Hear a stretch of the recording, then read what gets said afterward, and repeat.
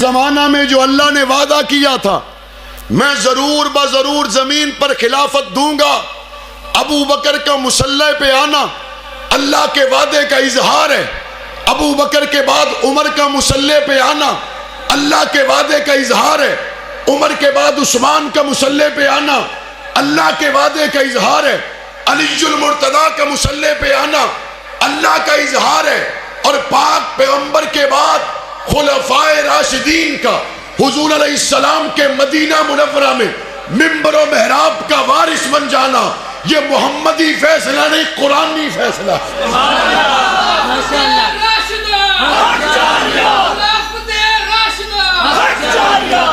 ایتھے بندے گل کردے نے کہ فلانے لمبردار نے منہ چو گل کڈی ہے، میاں انہیں پوری کر کے رہنا ہے۔ مولانا اعظم تارک نے گل منہ چو کڈی ہے، اس ویلے دے وزیر اعظم کہندے سی انہیں نہیں ٹلنا، انہیں پوری کر کے رہنا ہے۔ تو میں نے یہ دسو جی اللہ دی اس زمین تے اللہ دا بندہ منہوں گل کڈے تے وہ پوری کر دیندا ہے، تے جے رب منہوں گل کڈے وہ پوری نہیں ہوتی۔ مولانا اعظم تارک کا جلسہ تھا سرگودا کے علاقہ میں، انہوں نے کہا ایسا نہیں آن دینا، انہوں نے کہا میں جاؤں گا، انہوں نے کہا نہیں ایسا نہیں آن دینا، انہوں نے کہا بھئی جاؤں گا، میرا ملک ہے، میری سڑکاں نے، میرے لوگ نے، حضور دی ختم نبوت دی گل کرن تو سانو کیڑا روک سکدا ہے؟ حضور دے صحابہ دی عزت دی گل کرن تو سانو کیڑا روک سکدا ہے؟ اہل بیت دی گل کرن تو سانو کیڑا روک سکدا ہے؟ کلمے تے نا تے پاکستان بنیا، پاکستان دی گل کرن تو سانو کیڑا روک سکدا ہے؟ آندا میں روکاں گا، مولانا آکھیا او جمعیا ہی نہیں جڑا روکے۔ جائیں گے؟ انہوں نے کہا ہم جائیں گے، انہوں نے کہا جی ہم جائیں گے، وعدہ کر لیا جدہ اسی قاری صاحب نال کر لیا، اسی تا ماڑے کمزور لوگ وعدہ کر لیا، چلے گئے، بڑیاں پٹھیاں سدھیاں رنگ برنگیاں گلاں تے مولانا اعظم تارک پہنچ گئے تے لوگاں آکھیا اور رکاوٹ انہاں آکھیا بتھیریاں پائیاں سن، کوشاں انہاں آکھیا بتھیریاں کیتیاں سن، انہاں کہ سارے منصوبے ناکام ہو گئے، انہاں کہ دئی تا مسئلہ جڑی گل کرے تے اس تو ٹل دے نہیں، اس تو ٹل دے نہیں، او دے تے قائم رہندے نے۔ میں نے کہا پھر مجھے بتاؤ اگر رب کی دھرتی پہ ابو بکر کا ادنا غلام وعدہ کر لے وہ پورا کیے بغیر نہیں رہتا، تو رب قرآن کے سپاروں میں جو وعدہ پورا کرے وہ پورا ہوئے بغیر رہتا ہے؟ ابو بکر کا آنا رب کا وعدہ ہے بے شک۔ اور دشمن کہتا ہے کہ ابو بکر نے نہیں آنا تھا، اصل میں آنا حضرت علی نے تھا، لیکن ابو بکر زور آور ہو گیا، تخت خلافت پہ قبضہ کر لیا۔ ابو بکر کا زور چلنے کے بعد عمر کا زور چل گیا، علی کو حق نہیں ملا، تخت خلافت پہ قبضہ ہوا۔ عمر کے بعد زور چل گیا، عثمان نے تخت پہ قبضہ کر لیا، علی کو حق نہیں ملا۔ ہوئے رب دا وعدہ تے زور بندیاں نے چل جان، بندے گل کرن تے پانی دین تے رب گل کرے تے رب اینا کمزور ہے۔ وعد اللہ الذین آمنوا منکم، اللہ وعدہ کرتا ہے تم میں سے جو لوگ ایمان لائے، اعمال صالحہ کیے، لَيَسْتَخْلِفَنَّهُمْ فِي الْأَرْضِ، اسی زمین پر میں ان کو خلیفہ بناؤں گا۔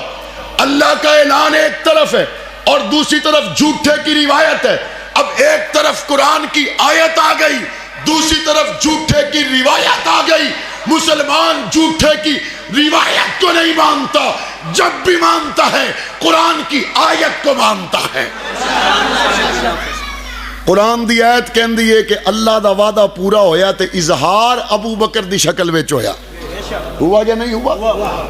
کہندے نہیں اصل دے وچ حق انہاں دا سیگا تے انہاں نوں ملیا کوئی نہ۔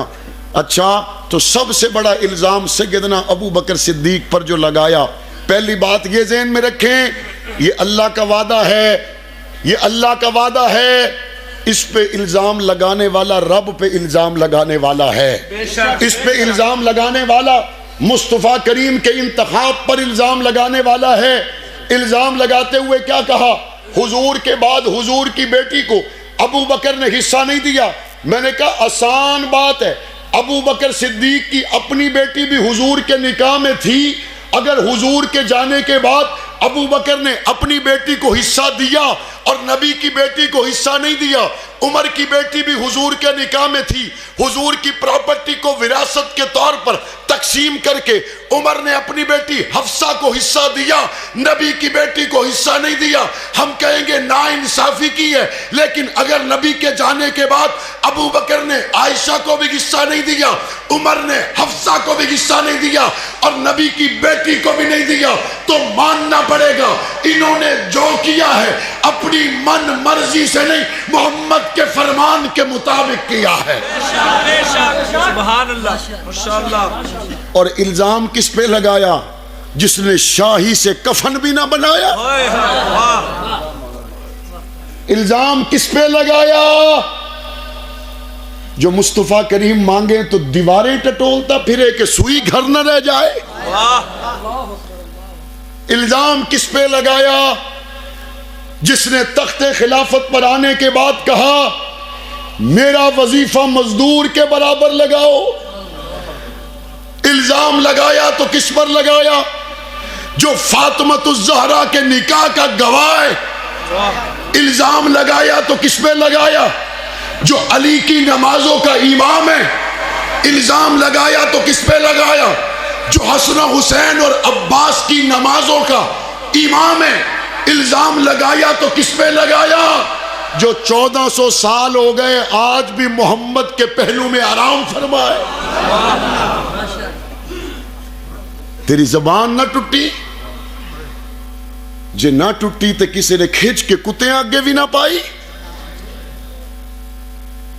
جو 10 دن مدینے میں رہ کے آ جائے وہ عظمت والا, جڑا لمحے واسطے بچھڑے ہی کوئی نہیں. جس کی صحابیت پر اللہ کا قرآن گواہ بن گیا. جو آج بھی پیغمبر اس کی بیٹی کے حجرے میں آرام فرمائے. جو ٹاٹ کا لباس پہن کے آیا تو نبوت مسکرائی. ساری دنیا نے چاند کو سر اٹھا کے دیکھا, ابو بکر نے مصطفیٰ کو گود میں لٹا کے چاند کو سر جھکا کے دیکھا. سبحان اللہ. وہ ابو بکر صدیق اگر مسلمان نہیں, رب محمد کی قسم دنیا میں مسلمان ہے ہی کوئی نہیں. بے شک, بے شک, بے شک, بے شک. ابو بکر صدیق پر الزام لگانے والوں, علی کی نمازوں پہ ہم تمہیں حملہ نہیں کرنے دیں گے. ابو بکر صدیق پر حملہ کرنے والوں, ہم عباس کی نمازوں کا تحفظ کریں گے. ابو بکر صدیق کی خلافت پر حملہ کرنے والوں, ہم فاطمۃ الزہرا کے نکاح کے گواہوں پر حملہ گوارا نہیں کریں گے. ابو بکر و عمر پر الزام لگا کر محمد کریم کے یرانے گھرانے کی دوریاں بتانے والوں, تم خاک چاہتے رہو گے, قرآن کے سپارے محمد کے صحابہ کا شان بتاتے رہیں گے. نعرہ تکبیر, شان صحابہ, عظمت صحابہ, عظمت صحابہ, نعرہ تکبیر. ماشاءاللہ. تواڈے پنڈ نو کارپیٹ سڑک آ جاوے واہ تے ووٹاں پکیاں ہو گئیاں. جی. صحابہ کارپیٹ سڑکاں نہیں دتیاں, سونے دا قرآن دتا ہے. واہ, سبحان اللہ. گیس آ جاوے, جی. او جی تانوں آن دی کوئی لوڑ ہے سی؟ گیس آ گئی, چولہے بل گئے, 3 ڈنگ دی ہانڈی پک جاوے تے ایم این اے محسن ہو جاندا ہے. گردنا کٹا کے جڑے دین پہنچا گئے انہاں تو وڈا محسن کوئی نہیں. صحابہ کرام کی عزت کا مسئلہ, خلفائے راشدین کی ناموس کا مسئلہ سیاسی مسئلہ نہیں ہے, ہمارے ایمان کا مسئلہ ہے. اور جانیں قربان ہوتی رہتی ہیں, ایمان قربان نہیں ہوا کرتے. بے شک, بے شک, ماشاءاللہ. اے ابو بکر صدیق, ہمارے پاس سب سے قیمتی چیز جان ہی تھی. بے شک. اللہ اکبر. محمد کے روزے کی قسم کھا کے کہتا ہوں, جان سے قیمتی بھی کوئی چیز ہوتی تو ابو بکر کے قدموں پہ لٹا دیتے. صحابہ کرام کی عزت کا مسئلہ ہمارے ایمان کا مسئلہ ہے. اہل بیت کی عزت کا مسئلہ ہمارے ایمان کا مسئلہ ہے. ابو بکر پر الزام لگانے والوں, بتاؤ جب حضرت عثمان کے بعد تخت خلافت پر حضرت علی آئے تمہارے الزام کے مطابق پھر انہوں نے فدق کو تقسیم کیوں نہ کیا؟ واہ وہ تو زمین کا ٹکڑا تھا، جی وہ کوئی چاندی اور سونے کا ٹکڑا تو نہیں تھا جو ضائع ہو گیا، وہ زمین تو آج بھی وہیں پر ہے۔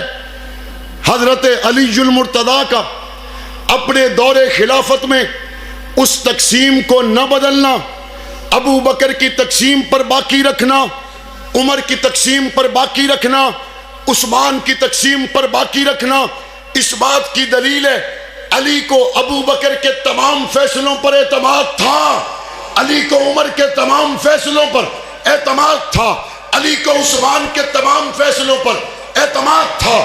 اگر اعتماد نہ ہوتا علی تقسیم کو تبدیل کر دیتا، علی نے تقسیم کو تبدیل نہ کر کے یہ اعلان کر دیا علی اور ابو بکر اور عمر عثمان میں فرق کوئی نہیں ہے۔ اور صرف علی نے اپنے فیصلے چ نہیں دسیا، علی نے پرے مجمع چ بھی دسیا۔ جب حضرت فاطمہ الزہرا کا جنازہ سامنے تھا تو حضور دی بیٹی دا جنازہ رہ کیڑا گیا ہونا جڑا پڑھن نہ آوے؟ علی آگے ہو جاؤ، کہنے والے ابو بکر صدیق ہیں، حسن و حسین کی ماں کا جنازہ پڑھاؤ، بیٹی نبی کی ہے، بیوی تمہاری ہے، حسن و حسین کی ماں ہے۔ بڑے مجمع میں علی کہتا ہے میرے کانوں میں محمد کا فرمان موجود ہے، جس جماعت میں ابو بکر موجود ہو اس جماعت میں کسی کے لیے جائز نہیں کہ امامت کے مصلی پہ آ جائے۔ ہم فاطمہ الزہرا کے جنازے کے امام کی عزت پہ حملہ برداشت نہیں کریں گے۔ اور انتخاب میرے رب کا ہے اور زمین پر ظاہری انتخاب مصطفیٰ کا ہے۔ حضور علیہ السلام نے خود فرمایا تھا جب حضور بیمار ہوئے، بیماری کا شدید اثر ظاہر ہوا تو پاک پیغمبر نے پتہ کیا فرمایا؟ فرمایا نماز پڑھ لیجئے۔ صحابہ کہ یا رسول اللہ تہاڈا انتظار ہو رہا ہے۔ حضور نے فرمایا مرو ابا بکر فلیصلی بالناس، ابو بکر نو کہو لوکاں نو نماز پڑھاوے۔ اور حضرت عائشہ کا یہ جواب آج بھی احادیث کی کتب میں موجود ہے۔ عائشہ صدیقہ عرض گزار ہوئی یا رسول اللہ میرے باپ کا دل کمزور ہے، وہ آپ کے مصلی پہ نماز نہیں پڑھا سکیں گے۔ میں کئی مرتبہ سوچتا ہوں حضرت عائشہ کا یہ جواب کیوں اور آج تک احادیث کی کتابوں میں موجود کیوں؟ اللہ نے اس جواب کو اسی لیے محفوظ رکھا بعد میں آنے والا کوئی یہ نہ کہے بیٹی کے گھر میں مصطفیٰ تھے انہوں نے ذہن سازی کر کے مصلی باپ کو دیا۔ آج تک کتابوں میں موجود ہے، حضرت عائشہ کا جواب موجود ہے کہ میرے باپ کا دل کمزور ہے۔